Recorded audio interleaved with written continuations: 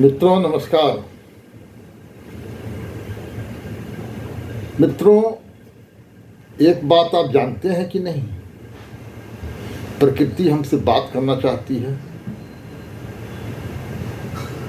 प्रकृति अपने समीप आना चाहती है। प्रकृति के साथ साथ यह ब्रह्मांड कुछ संदेश भेजता है और हम उस संदेश को अपनी योग्यता के हिसाब से ग्रहण करते हैं। आयुर्वेद में प्राकृतिक आहार की चर्चा आती है। प्राकृतिक आहार प्रकृति प्रदत्त सारे गुणों को हम अगर ग्रहण करना चाहते हैं तो हमें प्राकृतिक आहार, नेचुरल डाइट पर आना ही पड़ेगा। हमें संवेदनशील बनाती है। प्राकृतिक आहार हमें संवेदनशील बनाती है। प्रकृति के गुण को हम ग्रहण करते हैं। प्रकृति की भाषा को हम समझने लगते हैं। हमारे इर्द गिर्द प्रकृति ने सारे सेंसर लगा रखे हैं और वह उस सेंसर के माध्यम से हमारे आचार, विचार, क्रियाकलाप को देखती है, सुनती है, समझती है और उसी के अनुरूप प्रकृति हमें कुछ सूचना देना चाहती है।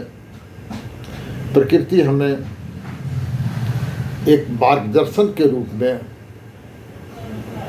हमें मार्गदर्शन देना चाहती है, हमें रास्ता दिखाना चाहती है, किंतु हम प्रकृति को नहीं समझ पाते हैं।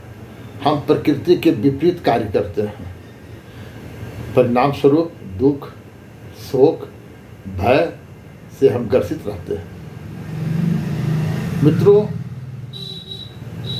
प्रकृति के निकट आने का कई माध्यम हैं, जिसमें मुख्यतः ध्यान, योग, व्यायाम एवं आहार की बात आती है। सबसे मूल तत्व आहार पर हम आते हैं। आपने सुना होगा, जैसा खाए अन्न वैसा होए मन। प्रकृति ने जिस रूप में आहार हमें भेजा है, अगर प्राकृतिक रूप में उस आहार को हम ग्रहण करते हैं, जैसा भी है। मित्रों, क्या आप जानते हैं कि प्राकृतिक रूप से आहार ग्रहण करने वाले जीव जंतु कितने स्वस्थ रहते हैं? कभी अपने बंदर को बीमार होते हुए देखा? उसे किसी अस्पताल के लाइन में खड़ा होते पाया क्या? नहीं, कदापि नहीं। कभी किसी हाथी को नी रिप्लेसमेंट कराते हुए आपने देखा क्या? शायद नहीं देखा होगा। कभी किसी ऊंट को, किसी घोड़े को? घोड़ा तो काफ़ी दौड़ता है, दिन भर दौड़ते ही रहता है, लेकिन कभी उसके नी रिप्लेसमेंट करते हुए हमने नहीं देखा। मित्रों, आहार मनुष्य के हाथ में एक ऐसा अस्त्र है कि जिसका उपभोग कर कर मनुष्य मानव से ईश्वर और ईश्वर से भी आगे ब्रह्म के रूप में अपने आप को स्थापित कर सकता है, अगर उस व्यक्ति को सही आचरण हो, सही योग, व्यायाम एवं प्रकृति के निकट में रहने के जितने भी साधन हैं, अगर उस साधन का उपयोग मनुष्य करे तो हमें पूर्ण विश्वास है कि मनुष्य जो है देवत्व को प्राप्त हो सकता है। मैं देवत्व को प्राप्त हो सकता है कहने का भावार्थ ये नहीं है वो भगवान बन जाएगा, लेकिन उसके आचरण में, उसके व्यवहार में, रहन सहन में देवता के तुल्य गुण आ जाएंगे। बात विचार में आज हम सब बात बात में क्रोधित हो उठते हैं, सामने वालों का मान सम्मान का ख्याल नहीं रखते हैं। इसका क्या कारण है? खान पान में कमी, मांसाहार, तेल मसाला, अभक्ष्य भोजन का ग्रहण करना। इस कारण हमारे शरीर के अंदर व्याधियाँ पनपती हैं, उच्च रक्तचाप होता है, सोचने समझने की शक्ति, याददाश्त की शक्ति समाप्त होती जा रही है। हम जवानी में बूढ़े होते जा रहे हैं। मित्रों,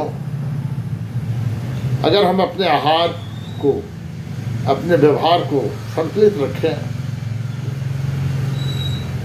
तो सारी समस्याओं का समाधान, सारी व्याधियों का निराकरण सरलता से हो सकता है।